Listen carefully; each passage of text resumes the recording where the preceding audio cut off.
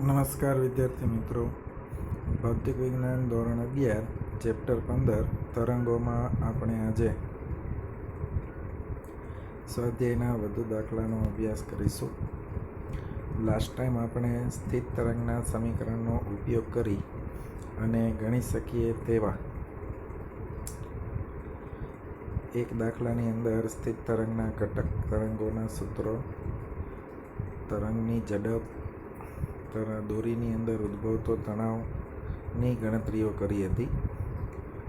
આજે આપણે એ જ દાખલાનું એક્સટેન્શન, મતલબ તેના પરથી જ ગણવાનો છે તેવા વધુ એક દાખલા નંબર 12નો અભ્યાસ કરીશું. તો સૌથી પહેલાં રકમ જોઈ લઈએ. જો રકમ બરોબર દેખાતી ન હોય તો પાઠ્યપુસ્તકની અંદર સ્વાધ્યાયના દાખલાઓની જે રકમ આપેલી છે તેની અંદરથી વેરીફાઈ કરી લેવી. તો પ્રશ્નની શરૂઆત જ જુઓ, આગળના દાખલાથી થાય છે ને કે 15.11ની અંદર જે દોરીની ચર્ચા કરી હતી તે દોરી પરના બધા જ બિંદુઓ એક સમાન આવૃત્તિ, કડા કે કંપ વિસ્તારથી દોલન કરે છે કે નહીં એ આપણે સમજાવવાનું છે. અને બીજું કે જો દોરીના એક છેડેથી 375 મીટર દૂર આવેલા કોઈ બિંદુ આગળ કંપ વિસ્તાર કેટલો હશે તે આપણે શોધવાનું છે. તો ફરી એક વખત એ રકમ વેરીફાઈ કરી લઈએ દાખલા નંબર 11ની. તો જો આ દાખલાની વાત છે, બરાબર. અહીંયા તમને દોરીની અંદર લંબગત સ્થાનાંતર માટેનું એક સમીકરણ આપેલું હતું. આ સમીકરણની અંદર જે આપણને ઘટક તરંગો આપેલા હતા એની પણ આપણે ચર્ચા કરી. પરંતુ સ્થિત તરંગની અંદર આપણે બે વસ્તુઓ સ્પષ્ટ રૂપે જોઈ શકીએ કે સ્થિત તરંગના કોઈ પણ બિંદુ પાસે જે કંપ વિસ્તાર છે એ બધાનો અલગ અલગ હોય છે. ખરેખર જો તમને થિયરી બરોબર યાદ હોય તો સ્થિત તરંગની અંદર આ આખું જે પદ છે ને આગળનું, એને કંપ વિસ્તારનું પદ કહેવામાં આવે છે. એટલે કે સ્થિત તરંગની અંદર કોઈ પણ x અંતરે આવેલા કણ માટે દોલનનો જે કંપ વિસ્તાર છે એ xનું વિધેય હોય છે. હવે xનો મતલબ શું થાય? તો આપણે જે થિયરીમાં ચર્ચા કરી હતી તે પ્રમાણે આ રીતે બંને છેડાઓ દોરીના જડિત રાખીએ છીએ, જેનો એક છેડો x બરાબર 0 ઉપર હોય, બીજો છેડો x બરાબર l ઉપર હોય. તો તમે અહીંયા જોઈ શકો કે દોરીના જુદા જુદા કણોનું આ પહેલા છેડાથી અંતર જે તેના x યામ વડે આપી શકાશે એ અલગ અલગ હોય છે. પરિણામે x યામ અનુસાર એ બિંદુ આગળ જે સરળ આવર્ત દોલનો થશે, દોરીના આ બિંદુના જે સરળ આવર્ત દોલન થશે તેનો કંપ વિસ્તાર પણ આ સૂત્ર અનુસાર જુદો જુદો મળતો હોય છે. પરંતુ અહીં જે કડાનું પદ તમને આપેલું છે એ કડાનું પદ છે એની અંદર આવૃત્તિ પણ આવતી હોય છે. એ સમયનું વિધેય છે, એ તમે જોઈ શકો. તો બીજું પદ જે છે cos 120π × t વાળું, આની વાત કરું છું. આને કહેવાય સ્થિત તરંગની અંદર ભાગ લેતા દોરી પરના જુદા જુદા કણો માટે t સમયે દોલનની કડા. તો આ સૂત્રની અંદર તમે ક્યાંય સ્થાન વિધેય જોઈ શકશો નહીં. મતલબ કે આની અંદર ક્યાંય x આવતું નથી, બરાબર. પરિણામે શું થશે કે એ માત્ર સમયનું વિધેય છે. તો એક જ સમયે આ કિંમત અનન્ય હશે. એને દોરી પરના કણના સ્થાન સાથે કંઈ જ લેવા દેવા નથી. માટે આપણે કહી શકીએ કે દોરી પરના જે બધા જ બિંદુઓ છે તેના માટે આ cos 120π tની જે કિંમત છે, જેને આપણે કડા તરીકે ઓળખીશું, એ બધાની એક સમાન હશે, બરાબર. તો સૂત્રની અંદર કડાનું પદ છે એ માત્ર સમયનું વિધેય છે, સ્થાન વિધેય નથી. તેથી કડાની કિંમત આપેલા સમયે બધા જ કણો માટે એક સરખી રહેશે. ઉપરાંત કડાની અંદર આવતું કોણીય આવૃત્તિનું જે પદ છે ઓમેગા 120π છે, બરાબર. તો એ પણ દરેક કણો માટે એક સમાન રહેશે. તો જવાબની આપણી શરૂઆત અહીંથી થઈ જશે. સૌથી પહેલાં આપણે આન્સર કરીશું કે સ્થિત તરંગની અંદર દરેક બિંદુએ આવૃત્તિ સમાન હોય છે. અહીંયા કડા લખતા ભૂલાઈ ગયું છે, પણ તમે કડા પણ એડ કરી દેજો. આવૃત્તિ અને કડા સમાન હોય છે, પરંતુ કંપ વિસ્તાર અલગ અલગ હોય છે. કેમ કે આપણે જે સમીકરણ જોઈ ગયા તેમાં કંપ વિસ્તારનું જે સૂત્ર છે એ સૂત્ર કંઈક આ પ્રકારનું હશે. કંપ વિસ્તાર હશે આ. અહીંયા એકચ્યુઅલી એ લખવાની કોઈ જરૂર નથી, કેમ કે એ બરાબર આપણે એના ઘટક તરંગોનો કંપ વિસ્તાર લેતા હોય છીએ. તો આ એ લખવાનું નહીં, માત્ર ગુજરાતીમાં કંપ વિસ્તાર છે એ લખી નાખો તો ચાલે.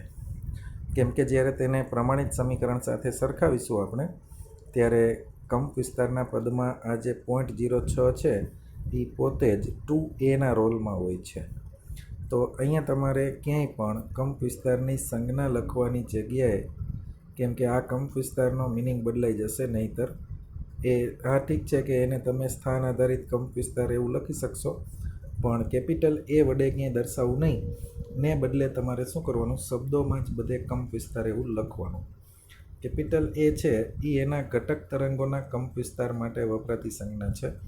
જ્યારે આ આખું પદ 2a sin x વાળું જે પદ રહ્યું ને, 2a sin kx વાળું પદ, એને આપણે સંયુક્ત રીતે સ્થિત તરંગમાં ભાગ લેતા કણોના કંપ વિસ્તાર તરીકે ઓળખીશું, જેના માટે અલગથી આપણે કોઈ સંજ્ઞા લખેલી નથી.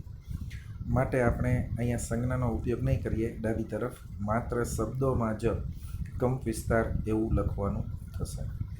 તો હવે આપણે કોઈ એક પર્ટિક્યુલર એક્સની જે કિંમત છે ને તેના માટે થઈને કંપ વિસ્તાર પણ શોધવાનો છે. તો શરૂ કરીએ. સૌથી પહેલાં જે આપેલું સમીકરણ છે પ્રશ્નની અંદર, એને આપણે પ્રમાણિત સમીકરણ સાથે સરખાવીએ. જો પ્રમાણિત સમીકરણની અંદર કંપ વિસ્તારનું પદ, એટલે આ મેં સર્કલ કરેલું જે છે ને આગળનું, એને સ્થિત તરંગમાં x અંતરે આવેલા કણનો કંપ વિસ્તાર વંચાય. તો પ્રશ્નની અંદર આપણને એક્સની કિંમત આપી છે. એમાં એક્સ બરાબર દોરીના એક છેડાથી અંતર એવું સમજવાનું. એક છેડો કે જે આપણે એક્સ બરાબર 0 ઉપર જડિત કરેલો છે, ત્યાંથી તમે કોઈ પણ એક્સ અંતરે આવેલા કણનો કંપ વિસ્તાર ગણવા માંગતા હો તો આપણે એક્સની એ જે કિંમત છે તે આપણે મૂકવાની થતી હોય છે. પ્રશ્નમાં તમને એક્સની કિંમત આપી છે 0.375. એ આ કિંમતમાં મૂકીએ આપણે. તો આ 0.375નો 3 સાથે તમે ભાગાકાર કરશો તો છેદ ઉડાડી શકાશે 4 વડે, એટલે છેદમાં આવશે ચોગડો. એકચ્યુઅલી આ 2 × 0.375 એનો તમારે આની હારે છેદ ઉડાડવાનો છે 3 સાથે, એટલે તમને ત્યાં આગળ મળી જશે છેદમાં 4. તો sin π/4 નો મતલબ થાય sin 45 ડિગ્રી, અને sin 45 ડિગ્રીની કિંમત થશે 1/√2. આગળ તો 0.06 છે જ, એટલે 0.06 × 1/√2 કરશો તો આપણને ભાગાકાર આટલો મળશે. તો આ થયો આપેલા અંતરે કંપ વિસ્તાર, જે સેન્ટીમીટરમાં થાય 4.2 સેન્ટીમીટર, અને મીટર એકમમાં થશે 0.042 મીટર. તો દોરીમાં રચાતા જે સ્થિત તરંગો છે તેની અંદર જુદા જુદા બિંદુએ કંપ વિસ્તાર જુદો જુદો હોય છે. કેમ કે દોરીના બંને છેડાઓ જડિત કરેલા હોવાથી બધા જ વિભાગો કે બધા જ બિંદુઓ સમાન કંપ વિસ્તારથી દોલન કરી શકતા હોતા નથી. જે છેડાઓ જડિત કરેલા છે તેના માટે કંપ વિસ્તારની કિંમત હંમેશા 0 મળતી હોય છે, અને એ સિવાય અલગ અલગ કણોના કંપ વિસ્તાર અલગ અલગ હોય છે. તો આપણે જે દોરીના પ્રસામાન્ય રીતે દોલનો ભણ્યા હતા એમાં તમે એક આકૃતિ આવી જોઈ હશે, જે મૂળભૂત આવૃત્તિ માટેની અથવા એની જે પ્રથમ હાર્મોનિક આવૃત્તિ છે એ વખતે દોરીની અંદર ઉદ્ભવતા આકારની કે થતા દોલનો માટેની આકૃતિ આપણે આપેલી હતી. તો આ આકૃતિમાં તમે જોઈ શકો કે દોરી પરના બિંદુઓ છે એના કંપ વિસ્તારો અલગ અલગ છે. અહીંયા આગળ કંપ વિસ્તાર 0, પછી અહીંયા આગળ વધતો જાય છે મહત્તમ બને, અને એ મહત્તમ કંપ વિસ્તાર છે ને એ થશે 2a. જો તમે આ પ્રશ્ન પરથી કમ્પેર કરશો તો પ્રશ્નની અંદર મહત્તમ કંપ વિસ્તાર મળી શકશે આપણને 0.06 મીટર. એ 0.06 મીટર આ એક જગ્યાએ કંપ વિસ્તાર હશે. બાકીના તમામ બિંદુઓ પાસેનો કંપ વિસ્તાર જે છે એ એના કરતાં ઘટતો જતો હશે. તો આપણે જે અહીંયા ગણતરી કરી એમાં આપણને કંપ વિસ્તાર મળ્યો 0.042 મીટર. ડેફિનેટલી મહત્તમથી ઓછો જ છે. તો આ જે એક્સ અંતર છે એ આ પ્રસ્પંદ બિંદુની આગળ પાછળનું બિંદુ હશે, જેથી આપણને ત્યાં કંપ વિસ્તારની કિંમત મહત્તમ કરતાં ઓછી મળી. તો આ રીતે તમે કોઈપણ બિંદુ પાસે દોરીના કંપ વિસ્તારની ગણતરી કરી શકશો, કેમ કે આ જે સૂત્ર કંપ વિસ્તારનું આપ્યું છે એ એક્સનું વિધેય છે.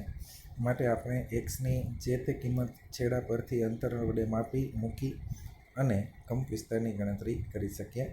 અલબત્ત અહીંયા તમને કોઈ એક જ એક્સ માટે કીધેલું હતું અને આપણે પ્રશ્નની ડિમાન્ડ અનુસાર આ એક જ એક્સ માટેની ગણતરી કરેલી છે અને તે પ્રમાણે આપણને એનું મૂલ્ય મળ્યું 0.042 મીટર. ચાલો વધુ એક દાખલો સ્વાધ્યાયનો 15.13 જોઈશું. તો પહેલાં એની રકમ સમજી લેવી. પ્રશ્નની રકમ કંઈક આવી છે. જો આમાં બરોબર ન દેખાય તો અગાઉ કીધું હતું એમ ટેક્સ્ટ બુકની અંદર સ્વાધ્યાયના દાખલાઓમાં તમારે જોઈ લેવું. પ્રશ્ન કંઈક આવો છે: કોઈ સ્થિતિસ્થાપક તરંગનું સ્થાનાંતર જે લંબગત અથવા સંગત તરંગ માટે હોઈ શકે, તેને એક્સ અને ટીના કેટલાક વિધેય તરીકે આપેલ છે. નીચે 4 આપેલા છે તમને વિધેય. એમાંથી કયું પ્રગામી તરંગ બતાવે, કયું સ્થિત તરંગ બતાવે અને કયું એક પણ પ્રકારનું તરંગ નથી બતાવતું, તે આપણે આન્સર કરવાનો છે. આ માટે આપણે શું કરીશું કે અહીંયા આગળ આપણને જે 4 પ્રકારના તરંગ સમીકરણ આપેલા છે એ 4 તરંગ સમીકરણની પ્રકૃતિ કેવી છે અને એ કેવા પ્રકારના તરંગને રજૂ કરે છે તેની આપણે ચર્ચા કરવાની છે. તો સૌ પ્રથમ આપણે એક પહેલાં સમીકરણ વિશેની ડિસ્કશન કરીએ. સમીકરણ નંબર જે છે અહીંયા પણ 4 સમીકરણ મેં પાછા લખેલા જ છે, તમે વેરીફાઈ કરી શકશો. ચાલો પહેલું સમીકરણ જુઓ. આ સમીકરણનું સ્વરૂપ તમને જોતાં જ ખબર પડી જાય સ્થિત તરંગ જેવું છે. એક તો 2 હાર્મોનિક વિધેય છે, 2નો ગુણાકાર થાય છે. એક હાર્મોનિક વિધેયની અંદર એક્સવાળું પદ છે થીટાની જગ્યાએ અને બીજાની અંદર ટીવાળું પદ છે થીટાની જગ્યાએ. તો આ પ્રકારનું સમીકરણ આપણે સ્થિત તરંગના સ્વરૂપમાં હજુ હમણાં જ દાખલા નંબર 12ની અંદર અભ્યાસ કર્યો. તો આને આપણે સ્થિત તરંગના પ્રમાણિત સમીકરણ સાથે સરખાવી શકીએ એ પ્રકારનું છે. તો જવાબ માટે આપણે આવું લખી શકીએ કે એક્સ અને ટી એ દરેકના આવર્ત વિધેય છે, જે y બરાબર 2a cos kx, અહીંયા લખતા પ્રિન્ટિંગ મિસ્ટેક જેવું છે, કેમ કે આની હારે સરખાવવું હોય તો અહીંયા કોસની સાથે kx આવે છે, બરાબર. તો અહીંયા આપણે શું કરવાનું, cos kx into sine omega t એની હારે સરખાવી શકાય એ પ્રકારનું છે. માટે આને આપણે સ્થિત તરંગ તરીકે ઓળખાવીશું. પછી બીજું જે સમીકરણ આપ્યું છે y બરાબર 2 √x - vt, એમાં તમે જોઈ શકો કે અહીં પણ સાઇન અથવા કોસ છે જ. અને જો સાઇન અને કોસ ન હોય તો એની અંદર કોઈ આવર્તનીય ગતિ થતી હોતી નથી, એટલે કે કોઈ જ પ્રકારની હાર્મોનિક ગતિ જોવા મળતી નથી. હાર્મોનિક ગતિ ન હોય તો દોલન ગતિ ન હોય, અને દોલન ગતિ ન હોય ત્યાં આગળ તરંગનું અસ્તિત્વ હોઈ શકે નહીં. માટે આપણે અહીંયા લખીશું કે આ જે સમીકરણ છે એ કોઈ જ આવર્ત વિધેય સાઇન કે કોસ પ્રકારનું દર્શાવતું નથી, માટે તે તરંગ જ દર્શાવશે નહીં અથવા તરંગને લગતું સમીકરણ હોઈ શકે નહીં.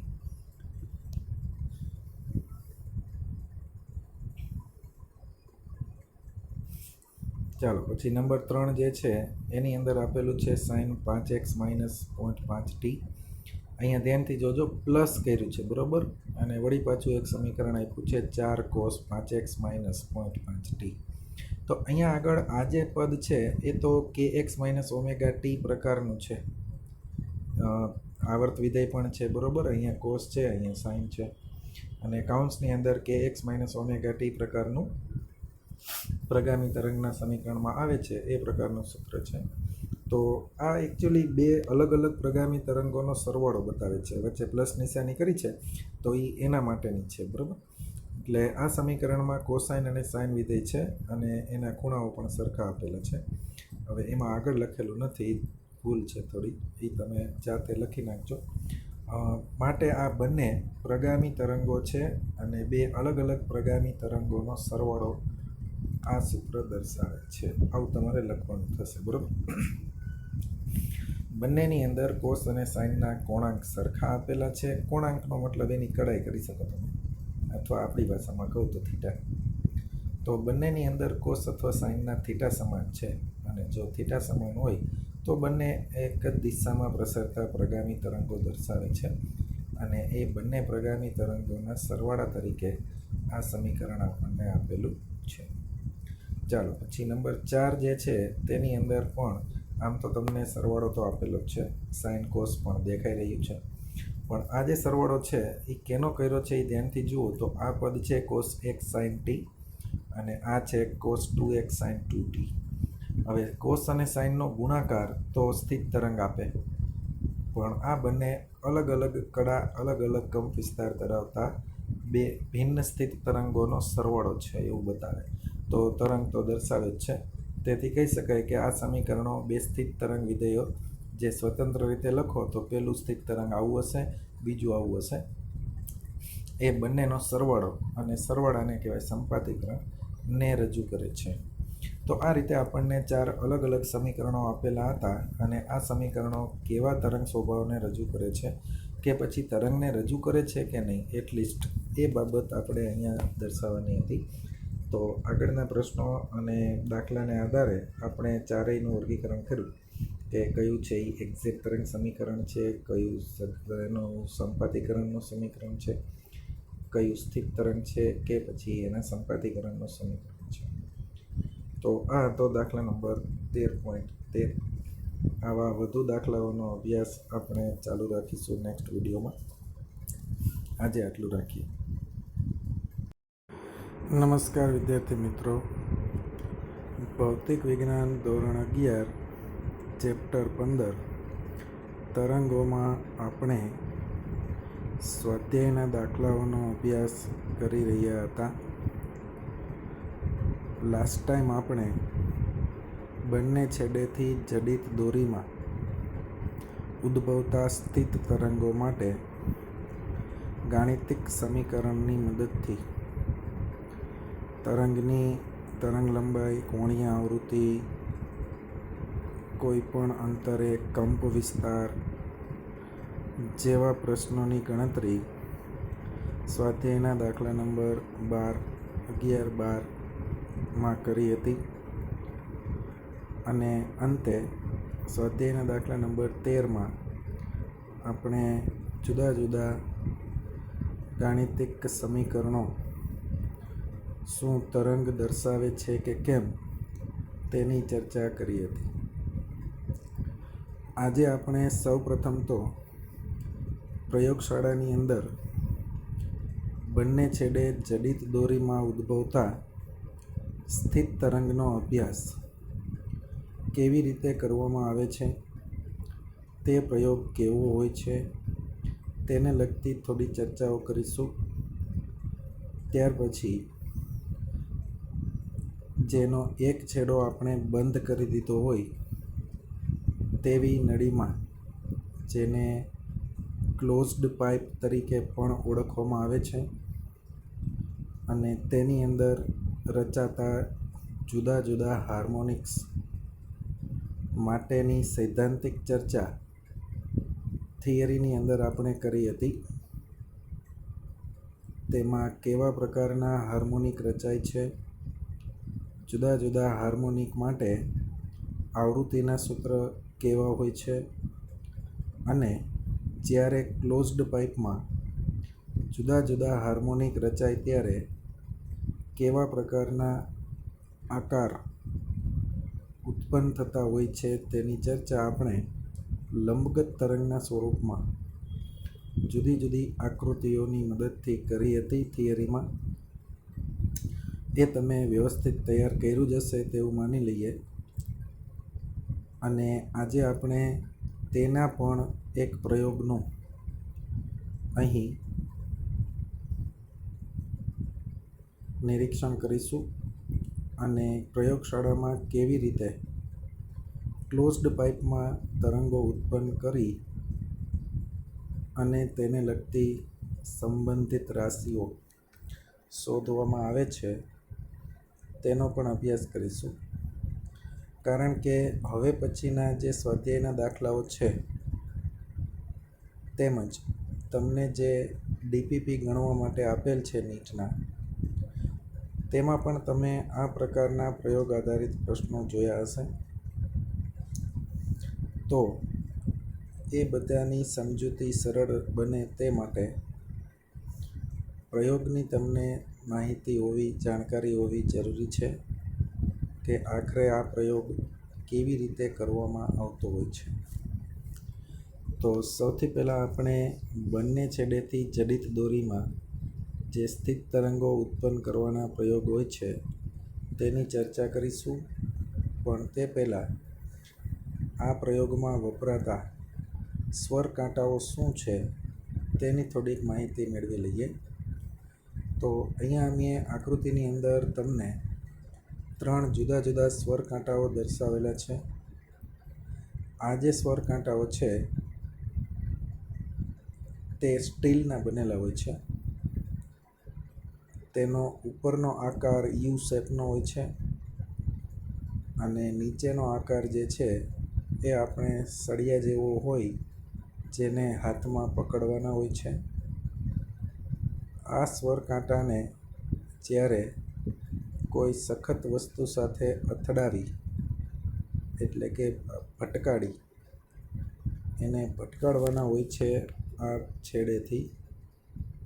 અહીંથી તમારે હાથમાં સ્વર કાંટો પકડી રાખવાનો અને આ જે ભાગ છે તેનો કોઈ પણ એક તરફનો આ ચીપિયા જેવો ભાગ છે એ કોઈ એક તરફના પાંખિયાને કોઈ સખત વસ્તુ સાથે, લાકડું છે, રબર પેડ છે, તેની સાથે ભટકાડવાથી આ જે તેના બંને પાંખિયાઓ છે તે દોલન કરે છે અને એની વચ્ચે રહેલા હવાના કણો જે છે એ પણ તેની અસર હેઠળ દોલન કરે છે. તેમના દોલનની જે આવૃત્તિ છે એ સ્વર કાંટાના આ જે પાંખિયાઓ છે તેની જાડાઈને અનુરૂપ તેમજ તેમની વચ્ચેના આ જે ગેપ રાખેલ છે તેને અનુરૂપ અલગ અલગ આવૃત્તિથી દોલન કરી શકે છે. માટે આ જે સ્વર કાંટાઓ છે તેની સાથે તેની નિશ્ચિત આવૃત્તિ પણ સંકળાયેલી હોય છે. જુદી જુદી આવૃત્તિના સ્વર કાંટાઓ અલગ અલગ પરિમાણ ધરાવતા હોય છે. એમાં ખાસ કરીને પાંખિયાઓની જાડાઈ અને બે પાંખિયા વચ્ચેનું જે ડિસ્ટન્સ છે એ ઇમ્પોર્ટન્ટ હોય છે આવૃત્તિ નક્કી કરવામાં. તો અહીં મેં તમને આકૃતિની અંદર 3 જુદી જુદી આવૃત્તિ ધરાવતા હોય તેવા સ્વર કાંટાઓ દર્શાવેલા છે. હવે તેનો ઉપયોગ પ્રયોગની અંદર કેવી રીતે કરવાનો હોય છે તેની આપણે ચર્ચા કરીશું. સૌથી પહેલાં આપણે બંને છેડેથી જડિત દોરીમાં ઉત્પન્ન થતા તરંગોની સમજૂતી સોનોમીટર નામના સાધનની મદદથી મેળવવાની થશે. આકૃતિમાં આ સાધન દર્શાવેલું છે. સોનોમીટરની અંદર એક લાકડાનું બોક્સ હોય છે જે તમે અહીંયા જોઈ શકો, જેને સોનોમીટર બોક્સ તરીકે ઓળખવામાં આવે છે. એક લંબઘન પ્રકારનું બોક્સ હોય છે. તેના એક છેડે ફિક્સ કરેલો સ્ક્રૂ હોય છે જેમાંથી આપણે બહુ પાતળો તાર કે દોરી આ રીતે પસાર કરી એના બીજા છેડે રાખેલી ગરગડી પરથી પસાર કરવાનો હોય છે અને નીચેનો જે મુક્ત છેડો છે ત્યાં આગળ એક વજન લટકાવવા માટેનું આ ઉપકરણ દર્શાવ્યું છે. સોનોમીટરનું બોક્સ એક ફિક્સ ટેબલ ઉપર રાખવાનું હોય છે, જે પ્રયોગશાળાની અંદર સામાન્ય રીતે બનાવવામાં આવે છે. એવા ટેબલ હોય, લાકડાનું હોય તો ચાલે, આરસીસીનું પણ બનાવેલું હોઈ શકે. તેની ઉપર આ સોનોમીટરને આ રીતે ગોઠવવાનું હોય જેથી તેની ગરગડી જે છે એ ટેબલની ધાર ઉપર થોડી બહારના ભાગમાં રહે. હવે આ તારનો એક છેડો અહીંથી બાંધી દઈ અને બીજા છેડાને આ રીતે ગરગડીમાંથી પસાર કરી જો તેના છેડે આપણે આ પ્રકારનું એક લોડ અથવા વજન લટકાવવા માટેનો સળિયો ટીંગાડી દઈશું, તેની ઉપર જુદા જુદા વજનિયાઓ મૂકતા જઈએ તો એ વજનિયાઓ જે છે તેનું વજન બળ સમગ્ર તારની અંદર ઉત્પન્ન થશે. એ વજન બળ તણાવના સ્વરૂપમાં તમને ત્યાં આગળ જોવા મળશે. તો જો અહીંયા તમે એમ દળના વજનિયા લટકાવ્યા હશે તો તેનું તણાવ બળ mg જેટલું આ વજનિયાની મદદથી ઉત્પન્ન થશે. આ જે વજનિયાનું વજન બળ mg હશે એ mg એકચ્યુઅલી આ દોરીની અંદર તણાવ બળ તરીકે તમને રિફ્લેક્ટ થશે. હવે મુદ્દો એ છે કે જો આપણે આ દોરીના ચોક્કસ વિભાગનો જ ઉપયોગ કરવો હોય સ્થિત તરંગો મેળવવા માટે, તો એ માટે પણ અહીં આકૃતિમાં દર્શાવ્યા પ્રમાણે બે અણીદાર ટેકાઓનો ઉપયોગ કરવામાં આવે છે. આ જે ટેકાઓ છે એ ખરેખર દોરીને અલગ અલગ લંબાઈના વિભાગમાં વિભાજિત કરી શકાય તે માટેની ગોઠવણી ધરાવે છે અને તેને તમે સોનોમીટરના બોક્સ ઉપર સરળતાથી સરકાવી શકો છો. બીજું એ કે આ બોક્સની ઉપર એક માપપટ્ટી ચોંટાડેલી હોય છે.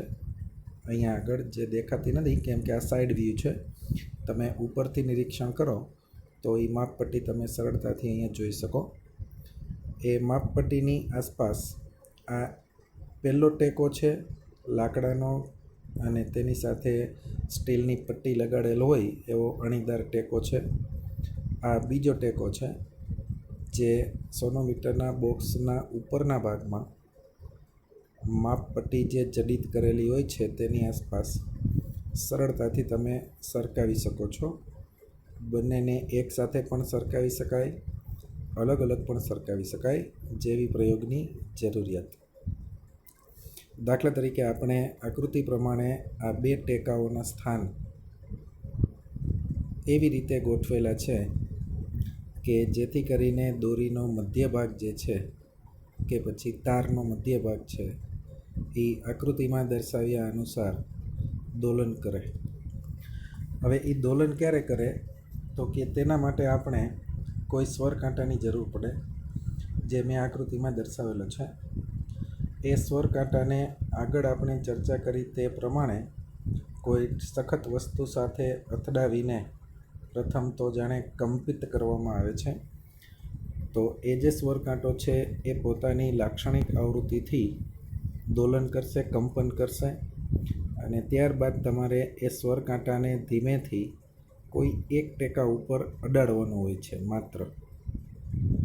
જો તમે એને અહીં અડાડશો એટલે જેટલી આવૃત્તિથી સ્વર કાંટો દોલન કરતો હશે એટલી આવૃત્તિથી આ બે ટેકાઓ વચ્ચેનો જે તાર છે એ પણ દોલન કરશે. જો સ્વર કાંટાના દોલનની આવૃત્તિ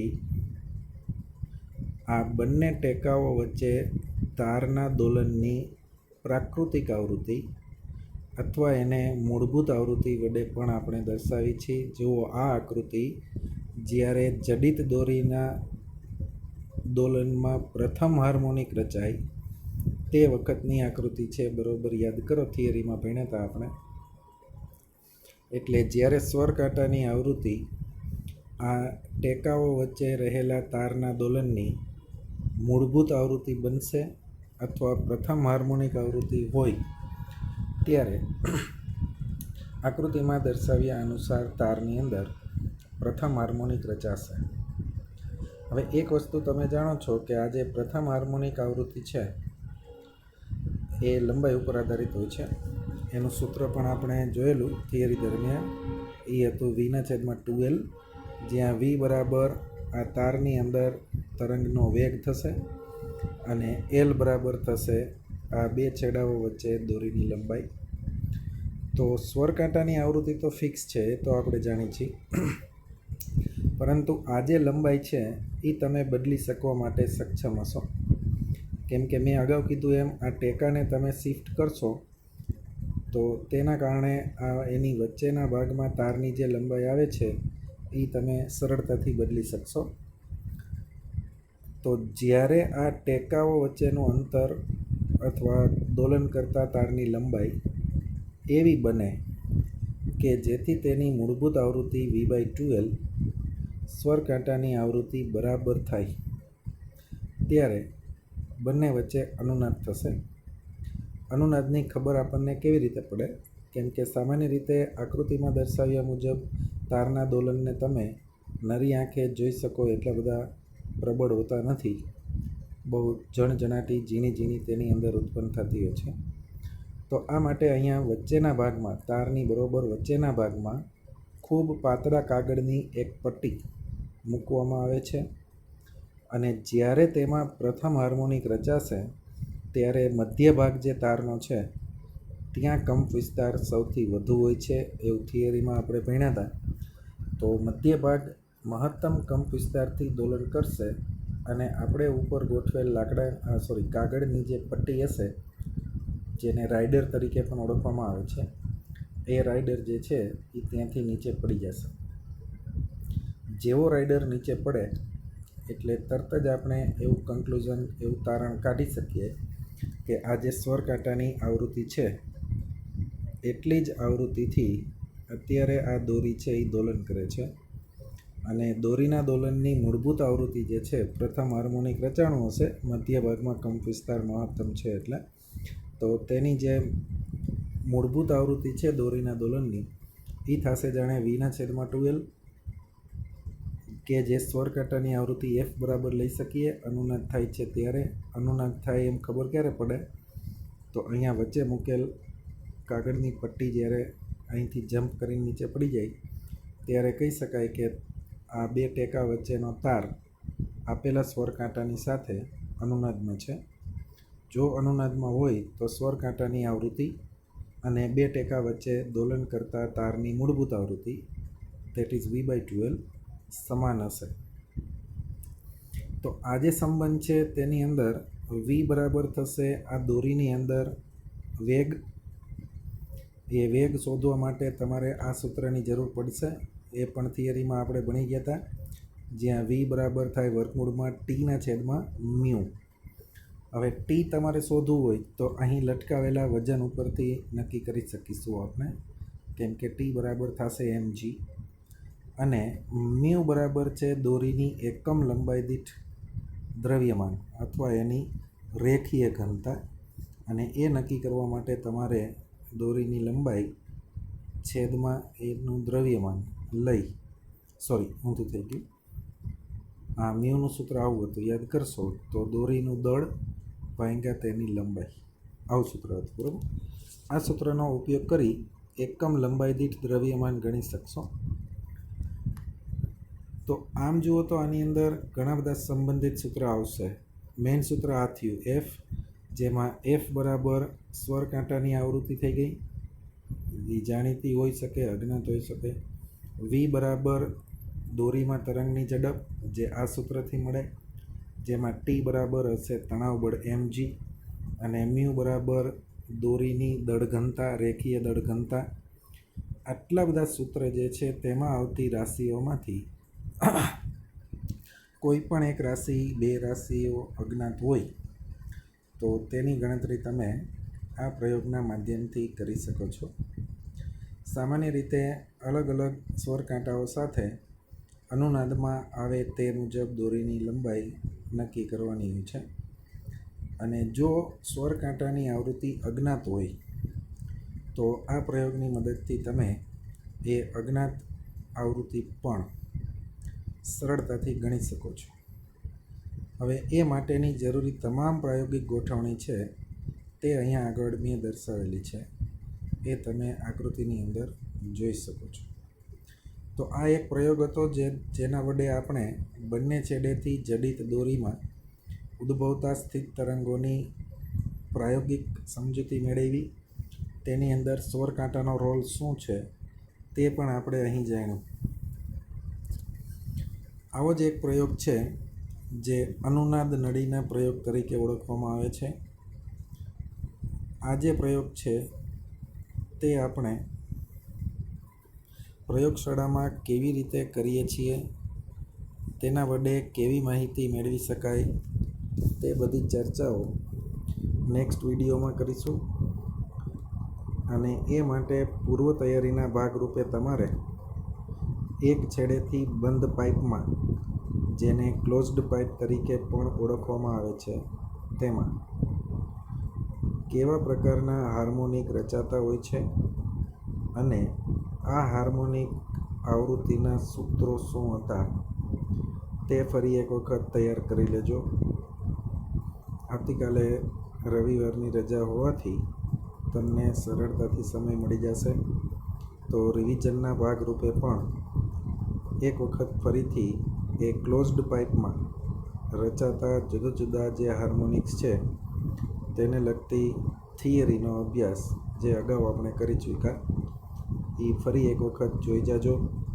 અને તેના ટીચિંગ પોઈન્ટ્સના જે સૂત્રો હતા તે પણ પાકા કરી લેજો બરાબર, જેથી નેક્સ્ટ ટાઈમ તેના પ્રયોગની સમજૂતીમાં તમને વધુ સમજ પડે. ત્યાર પછી આપણે તેના આધારિત સ્વાધ્યાયના જે દાખલાઓ છે થોડા, તેનો પણ અભ્યાસ કરવાનો થશે. તો આજે આટલું રાખીએ. આ સોનોમીટરના પ્રયોગની સમજૂતી બરોબર મેળવી લેજો, 2-4 વખત વિડીયો જોઈ લેજો અને એને લગતા પ્રશ્નો કે દાખલાઓ છે તેની ચર્ચા પણ આપણે નેક્સ્ટ ટાઈમ કરીશું. નમસ્કાર વિદ્યાર્થી મિત્રો. ભૌતિક વિજ્ઞાન ધોરણ 11 ચેપ્ટર 15 તરંગોમાં આજે આપણે અનુનાદ નળીના પ્રયોગની ચર્ચા કરીશું. લાસ્ટ ટાઈમ આપણે બંને છેડે જડિત હોય તેવી દોરીમાં અનુનાદની ઘટના વડે સ્વર કાંટાનો ઉપયોગ કરીને કેવી રીતે અજ્ઞાત આવૃત્તિ શોધી શકીએ, કે પછી અનુનાદનો અભ્યાસ કરવા માટે સ્વર કાંટાનો ઉપયોગ કેવી રીતે કરી શકાય તેવા એક સાધન સોનોમીટરની ચર્ચા કરી હતી. સોનોમીટરના પ્રયોગની આખી પદ્ધતિ અને કેવી રીતે તેમાં જુદી જુદી રાશિઓ શોધવામાં આવતી હોય છે તેનું આપણે વિસ્તૃત વર્ણન ગઈકાલે પ્રયોગની મદદથી કરેલું. આજે આપણે એનો બીજો એક વિભાગ જે છે અનુનાદ નળીનો પ્રયોગ, જેને આપણે થિયરી દરમિયાન ક્લોઝ્ડ પાઇપમાં રચાતા જુદા જુદા હાર્મોનિક એ પ્રકારના ટાઇટલ હેઠળ અભ્યાસ કરેલો. મેં ગઈકાલના વિડીયોમાં તમને કીધેલું કે તેની સાથે સંકળાયેલા જે સૂત્રો છે તેનો અભ્યાસ કરજો. જુદા જુદા હાર્મોનિક સમયે એ પાઇપની અંદર ઉત્પન્ન થતા જે તરંગો છે તેની તરંગ લંબાઈ, એ દોલન કરી શકે તેવા હવાના સ્તંભની લંબાઈ વચ્ચેનો સંબંધ શું હોય છે, અલગ અલગ હાર્મોનિક રચાય ત્યારે તેમાં આવૃત્તિ કેટલી હોય છે. ઘણી વખત એ હાર્મોનિક માટે ઓવરટોન એવો પણ શબ્દ વાપરવામાં આવતો હોય છે. તો એ સંબંધમાં પણ તમે સૂત્રને બરોબર યાદ કર્યા હશે. આજે આપણે સૌ પ્રથમ તો એ જે આખા ક્લોઝ્ડ પાઇપનો વિભાગ હતો તેની અંદર અનુનાદની ઘટનાનો ઉપયોગ કરીને કેવી રીતે આવૃત્તિનો અભ્યાસ કરી શકાય, કે પછી ક્લોઝ્ડ પાઇપમાં રચાતા તરંગોનો અભ્યાસ કેવી રીતે કરી શકાય તેના એક પ્રયોગ અનુનાદ નળી છે તેની સમજૂતી મેળવશું. તો ફર્સ્ટ ઓફ ઓલ અનુનાદ નળી શું છે તે સમજી લઈએ આપણે. તો એ માટે આપણે અનુનાદ નળી એકચ્યુઅલી એક છેડેથી બંધ હોય એ પ્રકારના પાઇપને અનુનાદ નળી તરીકે ઓળખવામાં આવે છે. એક્ઝેક્ટ એની પ્રાયોગિક ગોઠવણી છે ને આ મુજબની હોય છે. આકૃતિમાં તમે જુઓ તો એક મોટા સિલિન્ડરની અંદર પાણી ભરેલું છે. આ પાણી તમે ફિક્સ સપાટી સુધી રાખી શકો, અથવા અહીંયા આગળ નળ રાખેલો હોય તો તેની મદદથી તમે પાણીને ઓછું પણ કરી શકો છો. બીજો એક રસ્તો એ છે કે અહીંયા જે પાઇપ બતાવી છે, આ બીજો નળાકાર જે છે ને અહીંયા આગળ, એ એકચ્યુઅલી એક પાઇપ હશે, ખુલ્લી નળી હોય એક, પછી એ પીવીસીની હોય કે કાચની હોય. એને એક ક્લેમ્પની મદદથી આ સળિયા ઉપર જોડી દેવામાં આવે છે અહીંયા આગળ. તો આ ક્લેમ્પ જે છે તેને પણ તમે ઉપર નીચે સરકાવી શકો એવી વ્યવસ્થા હોય છે, અથવા તમે આ જે નળી છે એને પણ ઉપર નીચે સરકાવીને યોગ્ય સ્થાન ઉપર ફિટ કરી શકો એવી પણ રચના હોય છે.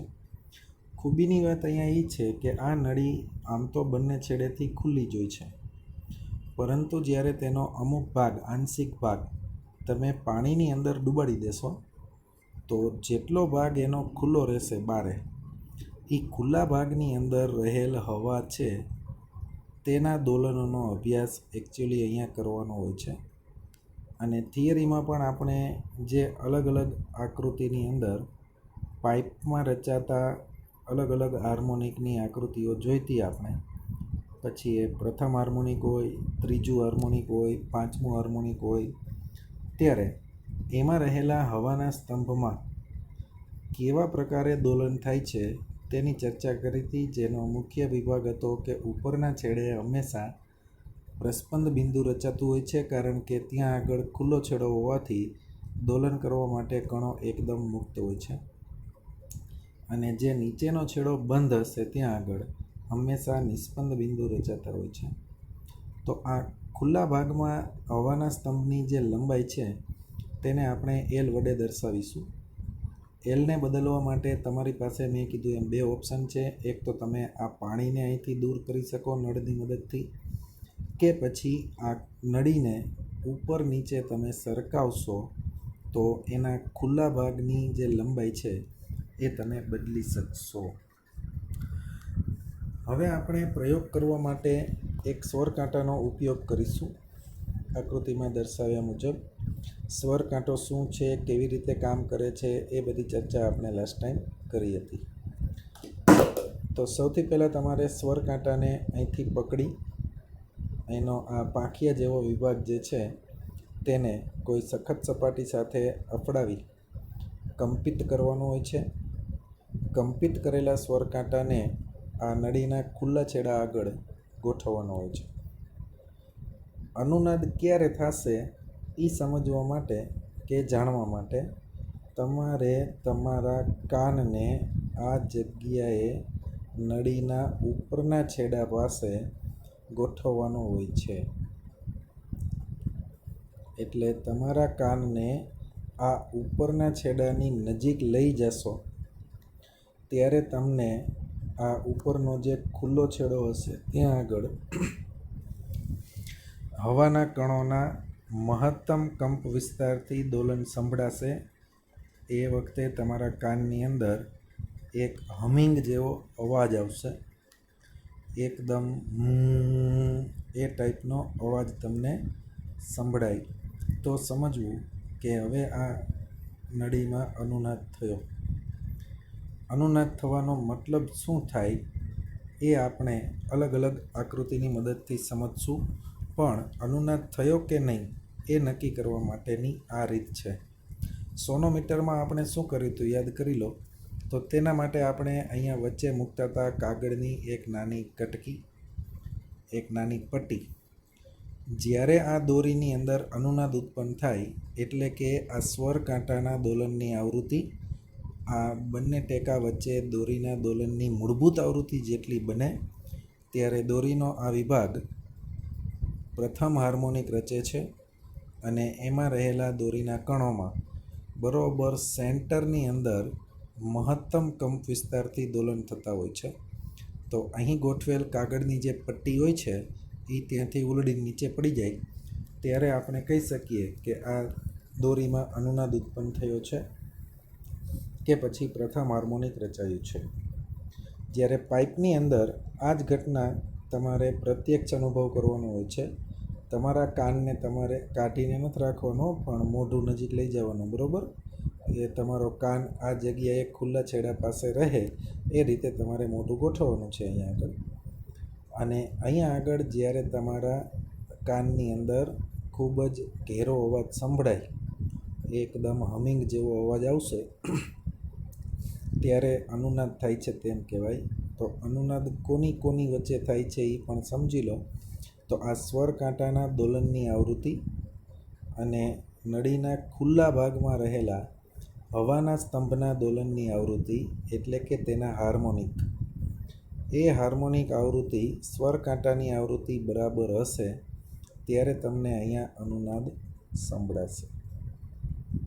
તો આ એની સાબિતી હશે જે તમે પ્રત્યક્ષ અનુભવ કરી શકો છો. હવે એના જુદા જુદા કિસ્સાઓની ચર્ચા કરીએ. દાખલા તરીકે જુઓ, નળીમાં રહેલ હવાનો જે ખુલ્લો વિભાગ છે એની લંબાઈ જ્યારે λ/4 જેટલી હશે ત્યારે પ્રથમ હાર્મોનિક રચાય છે તેવું આપણે થિયરીમાં ભણ્યા હતા. હવે અહીંયા જે સ્વર કાંટાની આવૃત્તિ છે એ તો ફિક્સ છે.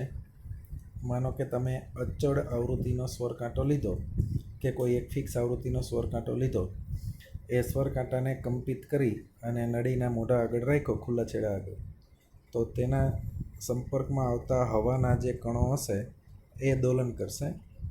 અને એ દોલનને અહીંયા મેં લંબગત તરંગના સ્વરૂપમાં દર્શાવેલ છે આકૃતિમાં. થિયરીમાં પણ એ જ રીતે આપણે દર્શાવ્યું હતું. જ્યારે તેની લંબાઈ λ/4 બરાબર થાય, અથવા તો અહીં ઉત્પન્ન થતા તરંગની તરંગ લંબાઈ એટલી હોય કે જેથી λ/4ની કિંમત આ લંબાઈ બરાબર થાય, અને જો તમને અહીં અનુનાદનો અનુભવ થશે, કેવી રીતે કરવાનો છે અનુભવ એ મેં તમને કીધું હતું અગાઉ. અહીં તમારે કાન ગોઠવીને સાંભળવાનું. જો તમને અનુનાદનો અનુભવ થાય પ્રથમ વખત, એટલે એકચ્યુઅલી આમાં મલ્ટિપલ અનુનાદ જોવા મળતા હોય છે. જેમ જેમ તમે આ પાણીનું પ્રમાણ આની અંદર ઘટાડતા જશો તેમ તેમ આ ખુલ્લા વિભાગની લંબાઈ બદલાતી જતી હોય છે. અને ખુલ્લા વિભાગની બદલાતી જતી લંબાઈને અનુરૂપ આની અંદર મલ્ટિપલ અનુનાદ છે તે પણ જોવા મળી શકે છે ઘણી વખત.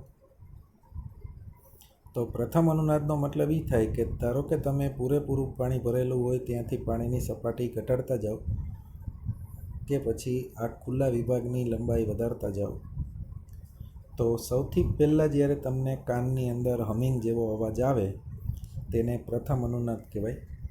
અને આ પ્રથમ અનુનાદ વખતે સ્વર કાંટાની આવૃત્તિ F બરાબર ખુલ્લા સ્તંભમાં હવાના દોલનની આવૃત્તિ, જે એની મૂળભૂત આવૃત્તિ પ્રાકૃતિક આવૃત્તિ કહેવાય, V/4L જેટલી થશે. જ્યારે આ બંને સમાન થશે ને, એટલે કે Lની એવી કિંમત તમે મેળવો કે જેથી V/4Lની કિંમત છે એ F બરાબર થઈ જાય, ત્યારે અનુનાદ થશે. અને અનુનાદ થાય ત્યારે તમારા કાનમાં મેં અગાઉ કીધું એ મુજબનો ઘેરો ધ્વનિ સંભળાશે. તો એ વખતે તમે અહીંયા કહી શકો F બરાબર V/4L હશે, જ્યાં V બરાબર ધ્વનિની ઝડપ હશે, જે મોસ્ટ ઓફ તમને પ્રશ્નમાં આપી દેતા હોય છે.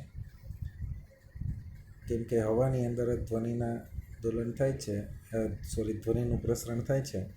તો હવાની અંદર ધ્વનિના પ્રસરણની ફિક્સ ઝડપ હોય છે 330 મીટર પ્રતિ સેકન્ડ જેવી. પણ મેં તમને કીધું એમ પ્રશ્નમાં તમને મોટાભાગે આપી દેતા હોય છે. તો હવે આની મદદથી તમે એક તો જાણે સૂત્રમાં F આવી ગયું જે સ્વર કાંટાની આવૃત્તિ થઈ, બીજું L આવશે જે λ/4 આપે. તો એ તમે λ/4 લઈને F બરાબર V/λ કે એનું જે સૂત્ર હતું એ પણ વાપરી શકો અહીંયા λ શોધવા માટે.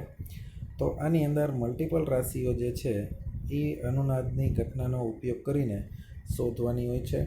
જો સ્વર કાંટાની આવૃત્તિ અજ્ઞાત હોય તો એ પણ તમે ગણી શકો આ પ્રયોગ દ્વારા, અથવા નળીની કોઈ ખાસ લંબાઈ માટે અનુનાદ શોધવાનો હોય તો એ પણ ગણતરી કરી શકાય જ્યારે સ્વર કાંટાની આવૃત્તિ ફિક્સ જાણતા હોય ત્યારે. આવી જ રીતે નળીની અંદર બાકીના જે અનુનાદ થતા જોવા મળશે તે વખતના કિસ્સાઓ પણ અહીંયા આગળ મેં દર્શાવ્યા છે. અગાઉ મેં કીધું એમ પ્રયોગની પદ્ધતિ જે છે એ તો ફિક્સ જ છે.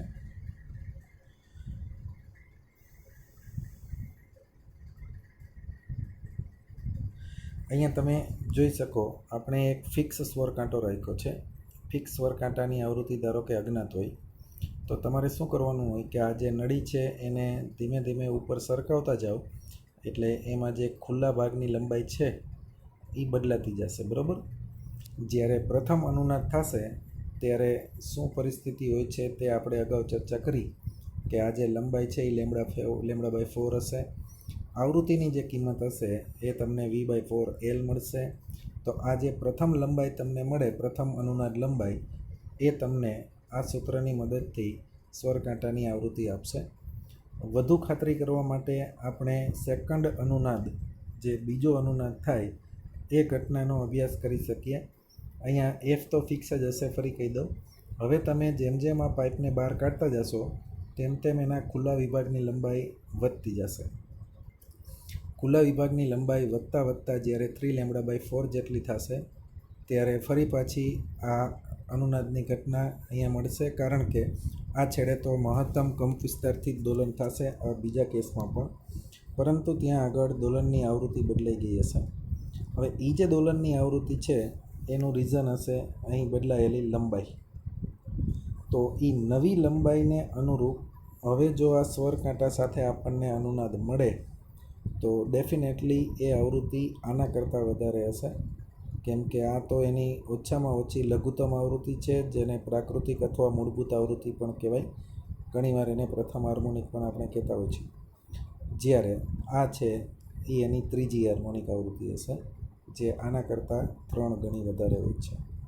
તો અહીંયા નવી લંબાઈ હશે. એમ એકચ્યુઅલી લંબાઈ મેં અલગ અલગ લખી નથી, ભૂલાઈ ગયું છે. એ એક વખત વેરીફાઈ કરી લઈએ આપણે. તો અહીંયા આવશે એ પ્રથમ લંબાઈ થશે નળીની, જ્યારે પ્રથમ અનુનાદ મળે ત્યારની. પછી બીજો અનુનાદ મળે ત્યારની બીજી લંબાઈ અલગ અલગ હશે, લંબાઈ બદલાતી જશે, પરંતુ સ્વર કાંટાની આવૃત્તિ ફિક્સ રાખી છે આપણે, એટલે એ અલગ અલગ લંબાઈ માટે જે અલગ અલગ હાર્મોનિક રચાશે, એ હાર્મોનિકની જે આવૃત્તિઓ છે એ આ સ્વર કાંટા સાથે અનુનાદમાં હશે.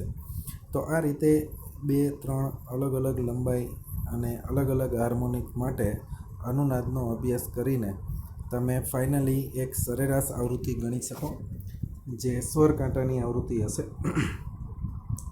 તો એક જ આવૃત્તિનો સ્વર કાંટો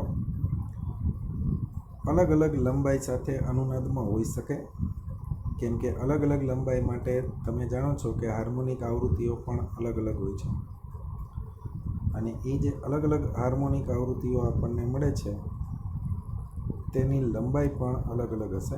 અહીંયા એક વસ્તુ યાદ રાખી લેવી કે પાઇપની લંબાઈ આપણે બદલીએ છીએ એટલે એના હાર્મોનિકનો ક્રમ ચેન્જ થઈ જાય છે. બરાબર. એક જ લંબાઈ માટે થઈને આપણને જે હાર્મોનિક મળતા હશે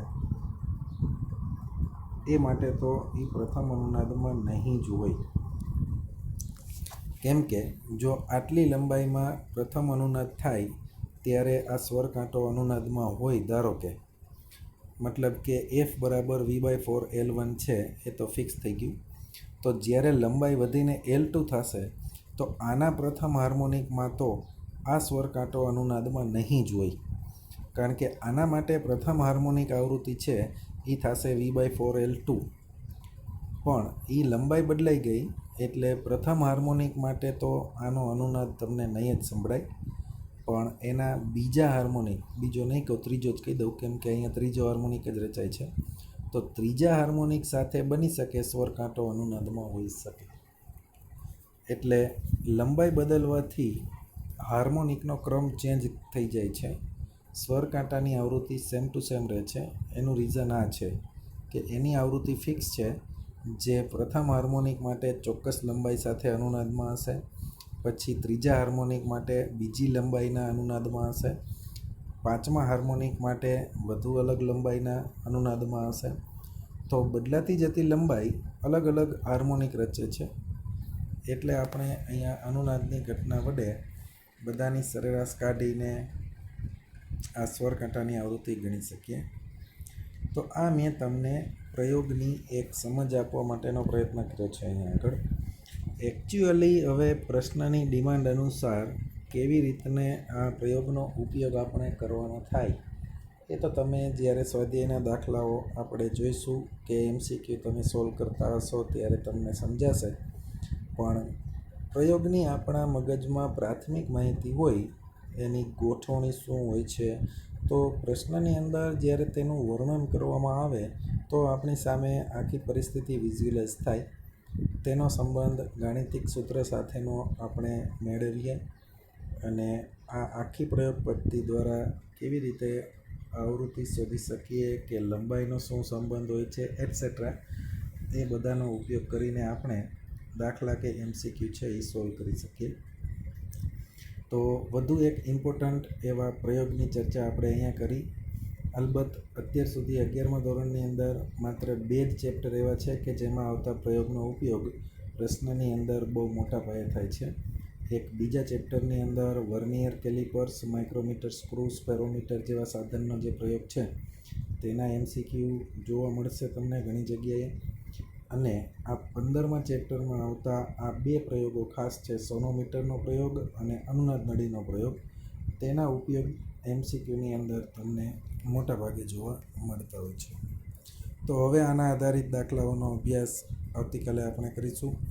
MCQ તમને આપી જ દીધા છે અગાઉથી, ગણતા રહેજો, ન આવડે ટીક કરીને રાખજો. જ્યારે પર્સનલી મળીએ ત્યારે તેના ડાઉટ્સ આપણે સોલ્વ કરીશું. આજે આટલું રાખીએ.